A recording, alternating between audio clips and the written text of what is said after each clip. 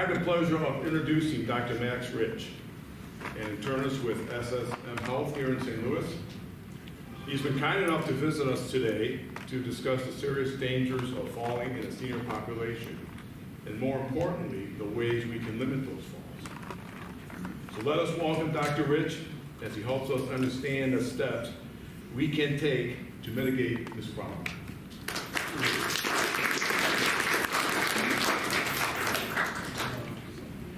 We know that in the population over 65, there's about 36,000 deaths every year that can be attributed to falls. So in that population over 65, that's one of the leading causes of death is related to falls. It accounts for over 3 million emergency room visits each year, $50 billion spent in healthcare. 95% of hip fractures that happen can be attributed to falls. 1 in 5 falls will result in some kind of serious injury, whether that be a broken bone, a head injury. And what didn't put up there, about 1 in 4 seniors fall, will experience a fall. So most of you, if you haven't already, probably will fall at some point in time. So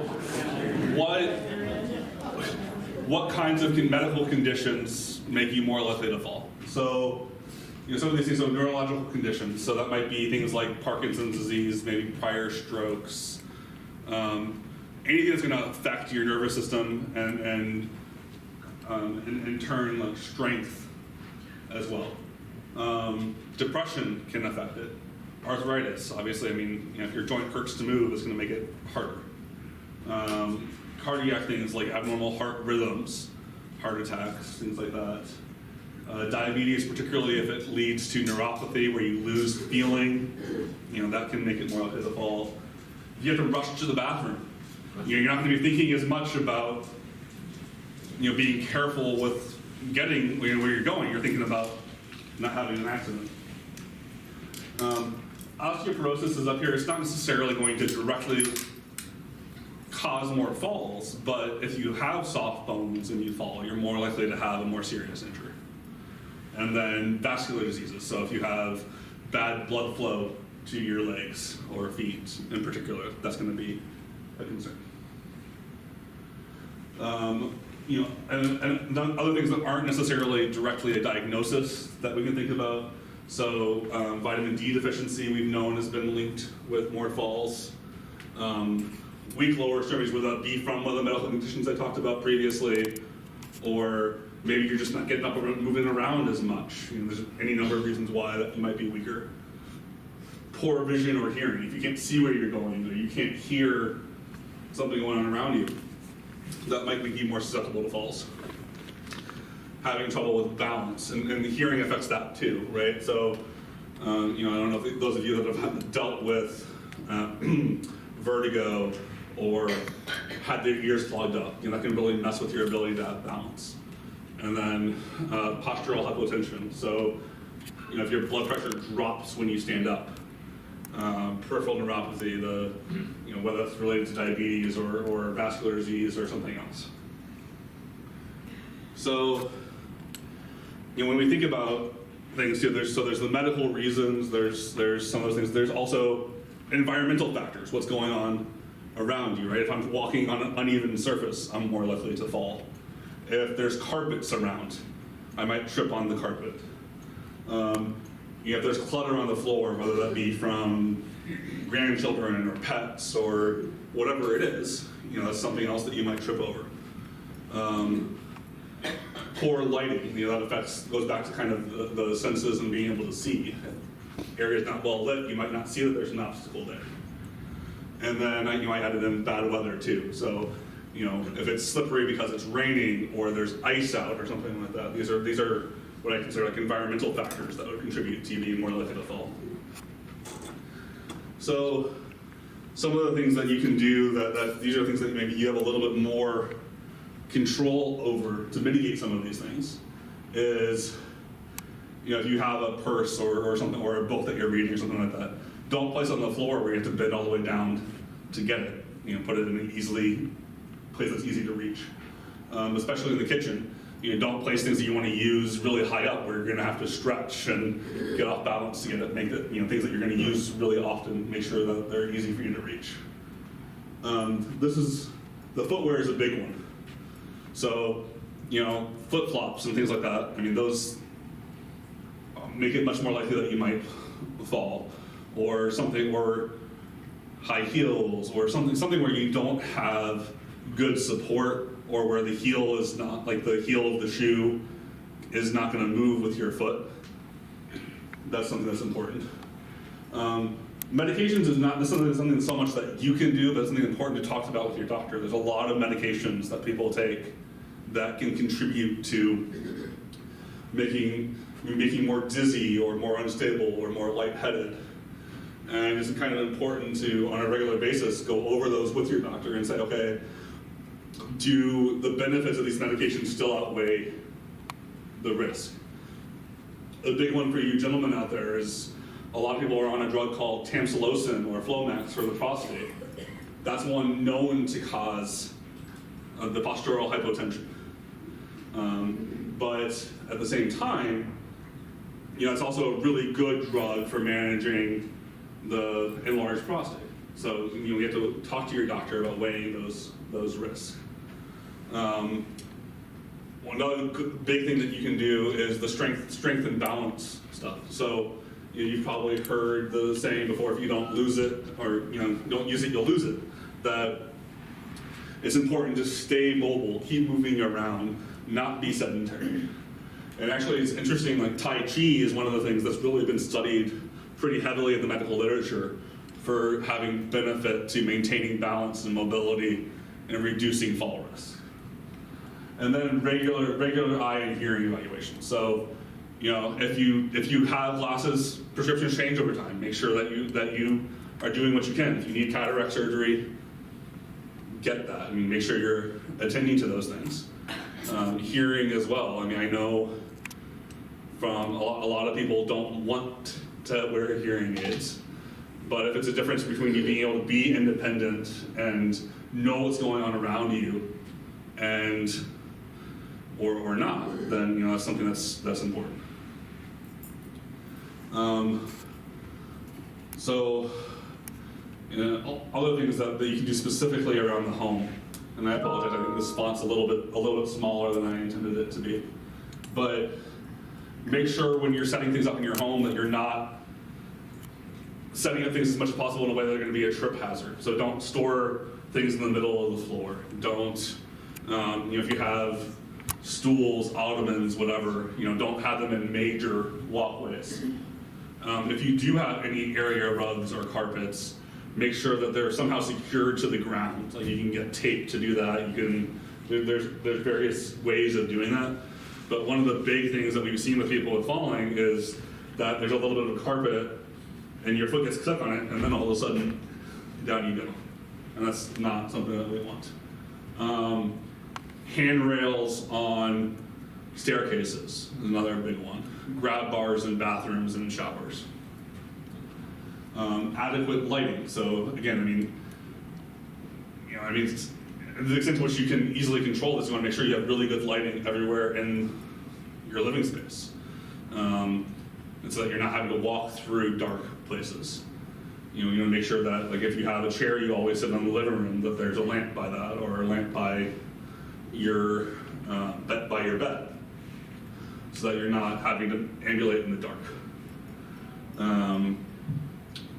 Along the same lines as the grab bars and handrails and the showers, non-stick mat or a shower, like a shower bench chair or something like that in the shower, so to minimize your risk of slipping there. And then, I know, depending on where things are designed, you sometimes want power places where you don't have an easy outlet. If you're going to have a cord, you don't have it where you're walking across it. Try and run it along a wall as much as possible. Or if you're using anything like a corded vacuum cleaner, coil it up afterwards. Other things. So talk to your doctor. So that's things about, if you don't have a doctor, you should get one, and talk to them about your medication. Make sure all the medications you're taking are still ones you should be taking. And that includes supplements. I think a lot of times we think that because I just got this over the counter, or my friend gave it to me, or my kid gave it to me, or whatever, that it's this completely benign thing. Supplements are not always completely benign, so you should go over those with your doctor. We talked about the kind of getting lightheaded or dizzy when you stand up. Some of that comes with age. Some of that's kind of unavoidable. So it's kind of important to take your time. That when you stand up from sitting or sit up from lying down, give your body time to get used to the new position. These are probably things that many of you have figured out on your own, but that's an important thing. Sleep's another important thing. Our bodies don't function well when we don't get enough sleep. Minimizing alcohol or other hallucinogenic things. I know marijuana is legal now. I know a lot of people are experimenting with it, but don't go crazy. Smoking, also something that you've probably been told plenty if you're smoking, stopping that. But smoking is linked to a higher fall risk. Use an assist device if you need to, whether that be a cane or a walker or whatever it is. I know some people, many of my patients I know, will use that when they're out and about, but they feel comfortable in their own home. That's one approach to it. But I think it's something that you shouldn't be ashamed to use. That this is something that's going to prevent you from falling, prevent you from getting, keep you more independent, more stable. It shouldn't be seen as a weakness to use a device. You go back again to the good footwear. It's a really important one. And then, if you can avoid it, if it's rainy or icy or snowy, stay home. It's not worth falling. Okay. So I just wanted to say this is from the Johns Hopkins medicine. This is one exercise that you can do. You just want to get a good chair and a table in front of you in case you start feeling unstable. This is something you can do. You can do like 10 repetitions of this to try and help maintain your balance and stability. If you find that doing it without your hands is too challenging, at least initially, one way you can modify this is push off with your hands, but still a similar thing that you're doing. That basically the goal here is, okay, this is a controlled environment. Even if you slip a little bit, you're not going to go very far, but this is gaining the strength. In addition to this one, another one that Hopkins recommends is basically this, so similar kind of stable, and just kind of walk side to side a little bit, and try and just make sure you're maintaining your balance. Give yourself confidence that you have that balance. And then if that side to side is okay, you can challenge yourself a little bit more, standing on one leg and then the other leg. But do this in a way that you feel secure, that if you start to feel like you're losing your balance, you have something like the table or something like that to hold on to. Okay. So this is kind of the first part of the talk about fall prevention. So I'm going to go into kind of, okay, what do you do if you fall, and how do you fall in a way, if you know you're going down, how do you minimize your risk? So before I go further, are there any questions so far?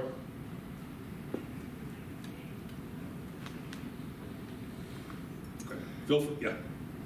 I would just like to say, when you said not have your purse on the floor, to bend over to get it. Uh-huh. A lady at church fell 3 weeks ago because someone had their purse on the floor and she tripped over the purse. So I would suggest you either put it up on the chair or in your lap, or. Right. So not just for your own, not just for your own good, but for the good of others as well. Absolutely.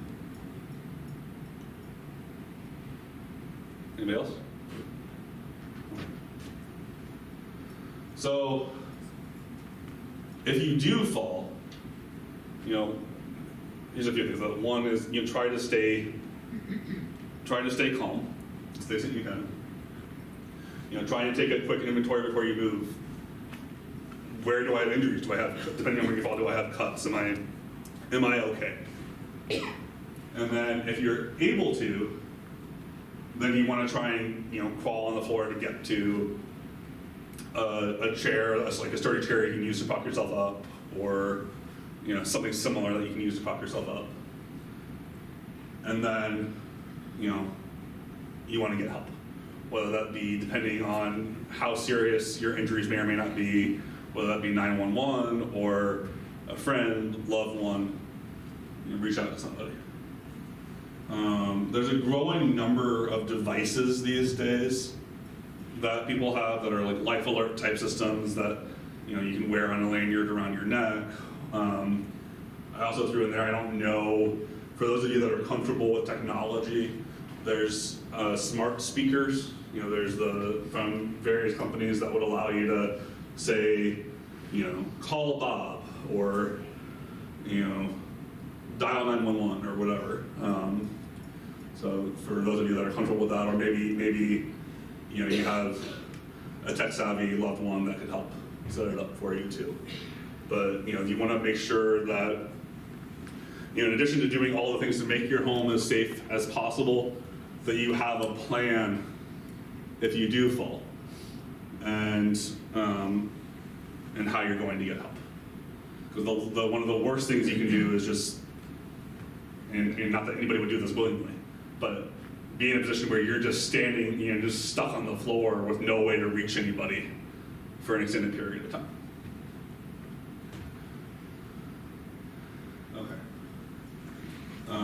So yeah, this is kind of the last part. So minimizing the risk. So okay, I know I'm going down. What do I do? So there's a few kind of general principles here. One is trying to stay relaxed with your body. You don't want to be tight. You want to protect your head. So if you're falling backwards, lean your head forward. If you're falling forward, maybe look to the side, depending, you don't want to smash your face. To the extent to which you can control where you're going. If you have a choice of going between, a bed or the floor, or, the driveway or the grass, you want to try and aim for something softer. You want to try and, to the extent you can, you want to try and land on more fleshy parts of your body. So your bottom, your thigh, not your hands, elbows. And you want to try and spread the impact out. So the kind of the natural thing if you're tripping and falling is to catch yourself with your hands, but going forward. But that puts a lot of impact on your hands and puts you at risk for like wrist injuries and some of those kind of things. So these are kind of some general principles, but I actually do have a YouTube video that I linked here too that'll kind of go into some of this, assuming that it works for me.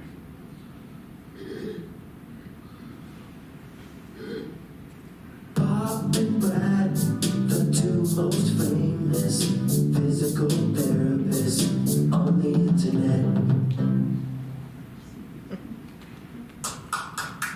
Hi folks, I'm Bob Shaw, physical therapist. Brad Haney, physical therapist. They're the most famous physical therapists on the internet. In our opinion, of course, Bob. Hey Brad, we're going to try to teach you how to fall without injury. And this is for the young, active people to all, even up to seniors. Young people fall too, especially on ice.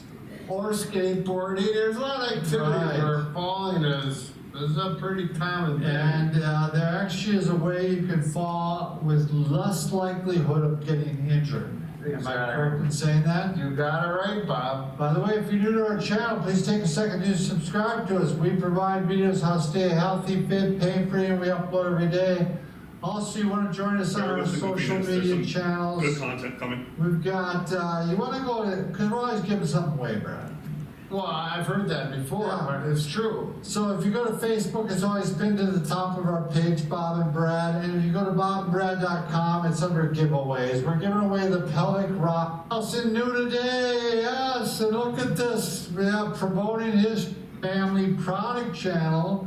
That's All right, Brad, you're running the show here, So, so. yeah, actually, falling has been studied for years on how to fall without injury. I learned it from martial arts in Aikido, which is Gotcha. a Japanese form of martial arts. And if you take Aikido, you find that you'll fall all the time, and that's one of the first things they do is teach you how to fall. What does keto mean, and does it mean owl? I don't know. Let's get on with it. All right, Bob. Anyways, and it's really, the concepts are very simple. There's nothing magic about it. Sure. It's when you fall, you want to avoid all your energy, your body going to one point. For example, if you fall on your arms going forward like this, that's a kind of an instinct thing. Put your arms out, catch yourself. Right. And that could be the worst thing you do because you put all the energy through your wrists. You could break your wrist, Which your often shoulders, yep, dislocate, rotator cuff injuries, and of course banging your head. Right. Same thing with falling sideways or backwards, and we're going to go through that. Alex volunteered. He's going to demonstrate how you may fall if you're not aware of the right way to fall, and then we'll show you the points where you're going to get injured. So we're going to go first falling forward. We'll just start with that one. Why am I always the fall? Yeah, he's a fall guy, yeah. Well, You guys aren't that old, are you? You're younger, Alex, and you are strong like 30 gold. years younger than us. What are you talking about if you know what your age is now? Osteoporosis. Okay, so if you fall forward, go ahead. The natural instinctive thing to do is reach forward. Now he's gonna stop in midair. Now you can see right here in the shoulders, a lot of stress going on. That's a rotator cuff injury waiting to happen, dislocation. Well, I'm surprised he didn't break his wrist the way he did it right now. Bob is so, he's always getting nervous about that. Yeah. I'm always looking for a lawsuit. Right here, it's called a Colles fracture. Right, That's where the you break- radius. Yep, you can break both bones there. So you can get up there. Now, the right way to do it is instead of putting all your body weight energy into those points, we're gonna spread it out, and we're gonna spread it out to the forearms and the hand, and we always slap. Oh, really? Yep, all three of these things we're gonna slap. You don't have to slap, but it seems as a good way to teach it. It helps. It helped me remember a lot on to do it properly. So I'll do it when we should do it. Instead of out like that, we're gonna fall down and slap Wow. like this. He was trying to train me on this. He's well practiced. Wow. Yeah, this is one thing This that does surprise me. I mean, just it looks hard to do. It's really not. You gotta protect your head, so your head's gonna go up, Right. and you use your arms as a shock absorber versus that. Sure. So it's just down and slap, Yeah. and it feels fine. Nothing's broke right now? No. Okay. All right. Call 911. Yeah, that's right. No. Okay, now the second one is a sideways fall, which is very common as well, particularly the hip fracture. And go ahead, Alex. You're gonna fall to your side, and then look right there. That's a common thing, and you can see the shoulder right there is getting jammed up into the neck. Shoulder problems, the same things going Yeah, on there. Colles fracture Right. again. And then look right here, the point of the hip, that greater trochanter is gonna hit, and that's where you get those fractures, is something that falls just like this. Nice job, Al. Are you Yeah. okay? Wasn't real comfortable in the elbow, but Yeah, it's, I appreciate you sacrificing yourself. You can, anything for this channel, I'll do it. Anything to get my channel out there, I'll do it. And, I remember with motorcycles, I used to motorcycle, they talked about if you fall on your motorcycle, you're supposed to spread out So you're sliding across the pavement so that you're not digging to your elbow or your back, you're spreading it across your whole body so you don't wear it through. Same concept with this.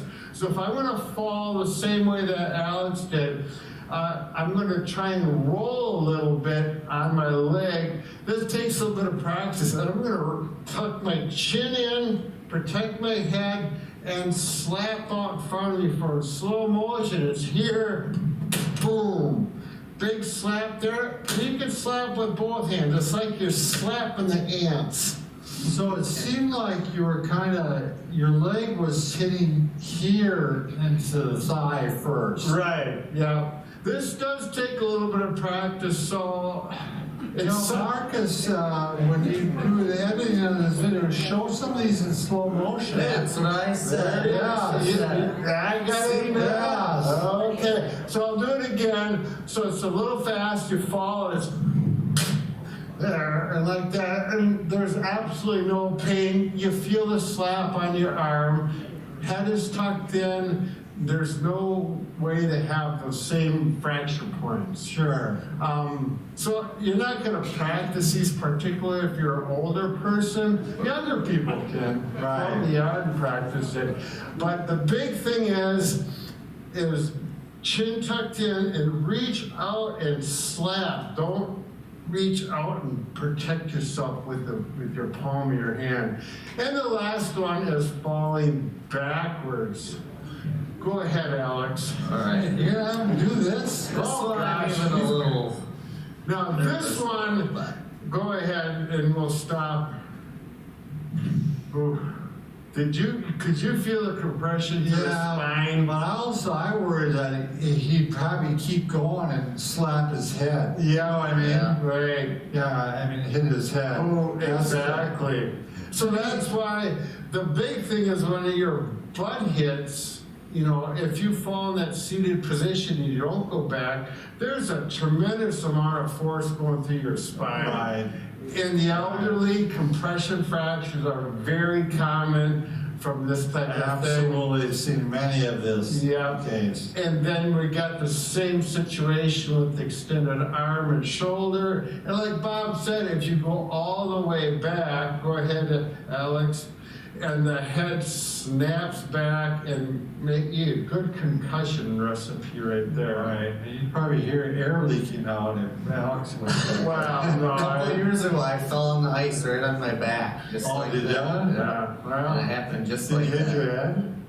No, I didn't hit my head, but my back. I hit a sore back. I mean, to be honest, Brad, my thoughts are that you protect the head at all costs. right. And with this one, like the other ones, you tuck the chin in. If Yeah. you're going backwards, the first thing you do, you got me?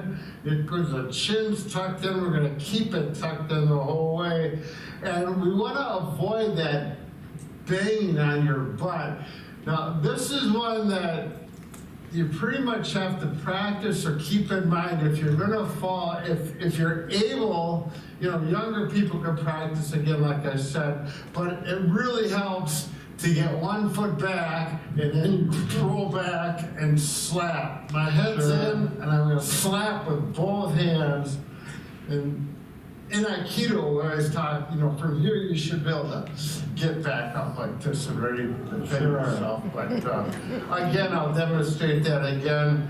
Going backwards, gonna twist a little bit, bring a foot back, and maybe if he does this in slow motion, our editor, it's here and boom, and like that. Yeah, I could see, as you start to feel like you're going, you could get that, because that's probably one of the first things you're going to do is try to put that foot back to try to get your, right. So if you put it back and then if you just keep going, you're Right. But tucking that chin in helps get that rounded position, and then you're actually like reaching forward before you slap. And things, it's kind of a weird sensation, but it works. And that's why, I've been doing it in Aikido for hundreds, or I'm not how many years that's been going on, maybe. More questions, guys? Yeah, I do. Are you gonna further this by saying how you get up if you do fall? Yeah, so I mean, I had a little bit of a slide about that before. I did not grab a video about that. But basically, so I think that in essence the idea is, okay, so you're on the ground, if you evaluate yourself and that you don't have, you injuries such that aren't too bad for you to be able to get to a chair, you get yourself over to the chair, and then you would, get 1 foot up, and then ideally push yourself up. Yeah. What if the chair does not, what if the chair is lighter, it doesn't weigh as much as, I had experience with someone pushing something and it slides across the Right, room. no, it has to be a really sturdy chair for that to work, or something that's against a wall. So you don't want to just do that against any chair, certainly not a rolling chair.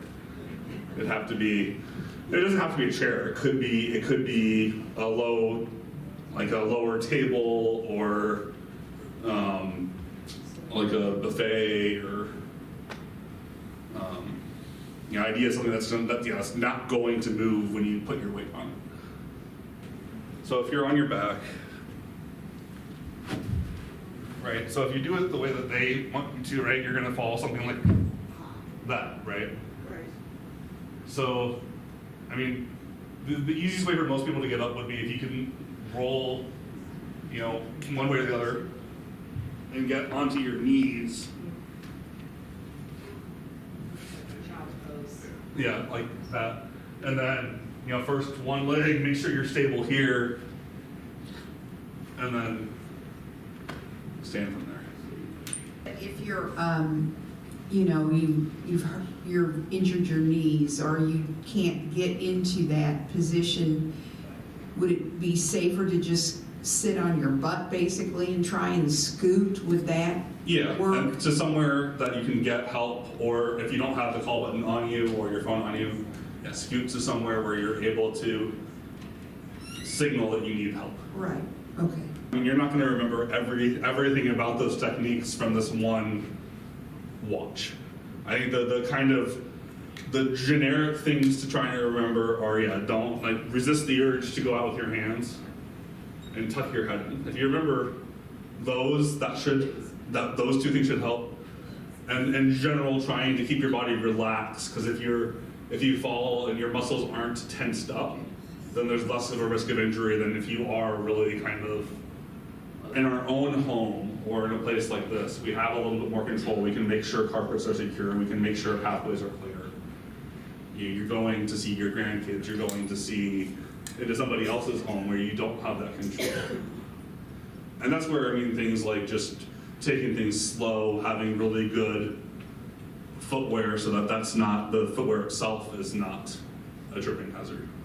In a place like Mason Pointe, shouldn't Mason Pointe offer the service of going through your apartment and saying, hey, you really need all this stuff?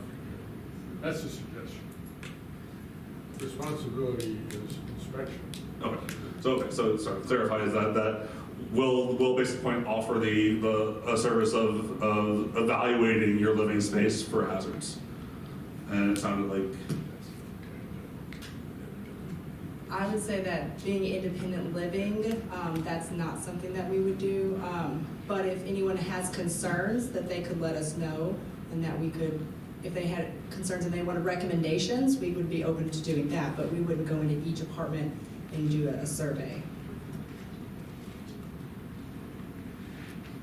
I was just watching the video, and compared to what you showed, that they said the number one exercise we should be doing every day is the squat. Like they showed, practice sitting on your chair. That builds up your muscles, helps your balance, and just everything. They said that was the number one exercise. Those two exercises from Hawkins, I think, are pretty. If you're going to pick two exercises to do, those are pretty important. The one, the squats, and the other one of making adjusting to balance. If you're able to stand on one leg, but again, doing so in a safe place. Don't do that in the middle of the floor. I think one of the other requirements is to keep improving your balance. Your balance is essential to avoid falling. I've experienced that because there are times when you don't have your balance and you will fall. Well, and that's yes, absolutely, and you know that's very, very true. I think the part of that though is not just accepting that because I have poor balance that I'm not going to try and move at all. It's challenging yourself in some sort of safe way to because you can. I mean, you can always gain more balance, gain more strength. It just might take longer. One of the things too that goes along with this is the fear of falling. I have been to 3 doctors that all have agreed that the fear of falling can be more harmful than a fall itself. And if you don't go and address those fears under a controlled atmosphere, controlled environment, you're never going to come back to where you were. And one other thing, having been exposed to a lot of this falling through martial arts, those moves that you saw them, you have to would probably repeat them 100 to 500 times before they become instinctive. Once they become instinctive, they work. The slapping and that takes away all of the shock of you, and they do work. So those are the things that we have here available. Activities for balance. Yeah. And the water exercises to do and practice those things that you showed are tremendous help. Tai Chi. Okay, for what it's worth. And I want to add that on Donna's remark about the squat being one of the most important exercises, if anyone is ever interested in me going over that squat form with them, I would be more than happy to, because there is a proper way and a wrong way to squat. Could you give us a demonstration? What's the wrong one? Okay, so what I have noticed when you guys are squatting is a lot of people bend with their knees, and so then you're putting a lot of shear force on your knees because you're bending with your shins. And so you want to make sure you have something stable like a chair around you, but practice more of sitting back. And you don't even have to go all the way down, but that's going to challenge your balance more too, because you're leaning, your weight is distributed more in the back and not everything is in the front. Does that make sense? So a proper way to start a squat would be hinging back a little bit, like you when you're going to use the restroom. So not so much of this, but more sitting back. Basically, just keep the weight back on your heels. Which challenges your balance, so having that something sturdy in front, that's still going to help your balance and challenge your core too. And to the point you said too, is that, I know that video showed them going all the way down to the chair and back up, but you don't have to start there to get benefit from it. Yeah, just even here. And you'll be able to tell where you start to feel shaky, and then that's when you'll stand up. And the more you do it, like Ken said, 100 to 500 times, the more your body is going to adapt to that. But I wouldn't want anyone doing 100 to 500 squats improperly. So that's why I said if there's any concern or thought, maybe I'm not doing this proper, please reach out. Please reach out. And to the point too about the techniques, I mean, those are probably ideal ways to fall, but if you keep in mind the principles, you'll still reduce your risk of injury even if you're not doing it perfectly, compared to like the kind of more instinctive way to do it. Yes? I have found that when you bend over to pick something up, if you keep your head up when you bend over, you're less likely to roll and break your neck, whatever. I would try to minimize doing that as much as possible. I would agree with that. I don't, but I mean, sometimes it happens, and you have to pick something up. So. And they have those claws too. I've got those, but sometimes they aren't within reach. Yes.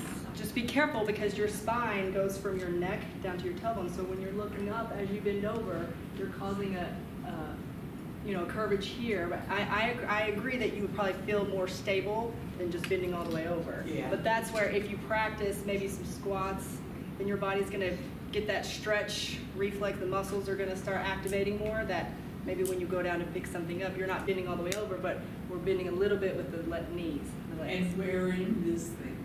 She's got hers on. I'm an advocate of this. Yeah. Of wearing this. No, I think having something like that, whether it be that or like I talked about the smart speakers. I if wear you don't, it in the shower, everywhere. You know. But yeah, even if you don't want to wear it in the shower, having it on one of the towel hooks by the shower in case you fall. I mean, you just always want to have something away nearby to get help. All right. One more, Vi? I just wanted to comment, one thing that I think we certainly were guilty of, and I'm not sure, I couldn't hear what Dan was saying, but having too much clutter in our apartments is something it's really hard. We love what we brought, and it's really hard to part with things, but after the most recent fall in our house, our kids came over and holy cow, we got rid of a card table and chairs and a chest and da-da-da-da. They carted it out, and I was going, oh my gosh, I can't stand it. It's not going to be the same, but I love it. That's fine. That was really my point. Our kids came over after I took a trip in the fall in the house, where we've got a number of different little pathways to go through. And they said, no, we don't need all that stuff. Let's have a big, clear pathway. And my suggestion, it's up to you, is to have Mason Pointe available to give a comment on, do you really need all this stuff? Or it takes a bit of responsibility on Mason Pointe's part. I'm still suggesting you consider it. And I'm open to anyone that is interested in me in doing that assessment. I just don't know that everyone would feel necessary to have that assessment. I remember in high school we had tumbling mats that we used for tumbling. And when you go into McDonald's, you see these kids in those jumping, bouncing rooms. I just wonder if there's some type of mat or something that we could get, and with proper supervision, we could practice falling and really not injure ourselves too bad.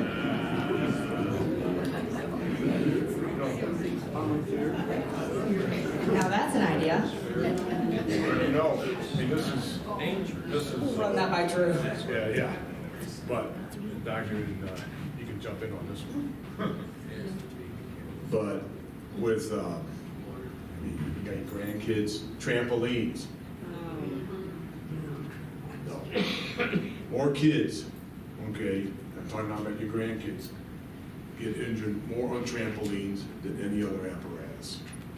Okay, I mean, look up the American's pediatrician, type in trampoline, and just say, more kids get injured on those things than any other thing. None of you should be getting on trampolines. No, I'm talking about now your grandkids. I will say though, a lot of falls happen in this building because of area rugs. That's probably a big. Area rugs. They are pretty, but they're very dangerous. We got rid of those too. Yes. Thank you, Vi. Well, that's where the things I think that what I've seen across there are like double-sided tape type things or ways that you can, if you must have your area rug, that you can secure it to the ground so that it doesn't slip or catch feet the same way. But even if you have, if I just throw that in, even if you have them taped, and we probably did, you still can, the edges. Yeah. The edge is there about a half an inch on. It's easy to get your foot on, so they're bad. I mean, it's better to not have them at all. I'm just saying that if you're going to have them.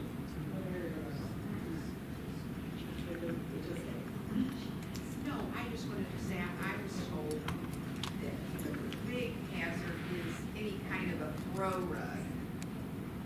That. A throw rug you wouldn't want to have anywhere. You know, they're nice, but they're such a big tripping hazard. If you have an area rug that has that foam or the mat underneath it that so it can't slip, I think that is much safer than an area rug. But I mean a throw rug, but maybe that's not even true. I would agree is safer, but I think to Steinmeier's point is that you could even trip on the edge of that depending on how thick that area rug is. And really, any kind of uneven surface is a hazard to some extent. So yeah, the smaller area rugs are more likely to move, but they're still a hazard. And the last thing I would like to add is just being more mindful. I know I went over that in the slide, but just when you're when you're leaving your apartment, being more mindful, like what are your muscles doing when you're moving, when you're walking? So that would coincide with slowing down a little bit when you're going from point A to point B. So just being mindful of your walk. Dan? One thing that scares me is when we go on the buses. Those are big steps. We're not used to them. Usually, there's somebody available to sort of say, go slow, be very careful. But there's not always, and I think we should sensitize ourselves and our drivers to this fact. But Dan, I tell you, I agree, and for the buses, we did get a little step table, or step stool, so that we could put that out for that first step, which I know the steps are still kind of lengthy, but usually it's that first one that's a doozy. But when I, go on the trips with you guys, and load and unload, the bus, I'm always the first one off and always helping people down the steps, up the steps. Okay, always. Always there. That's good. So, and I think Beth does the same thing, and so does Jen. But I'm always there to help you guys load up on the bus and unload. Grab your arm, watch your step. Do you have any other questions about falling, how to fall, or for Dr. Rich here? All right, let's give him a hand.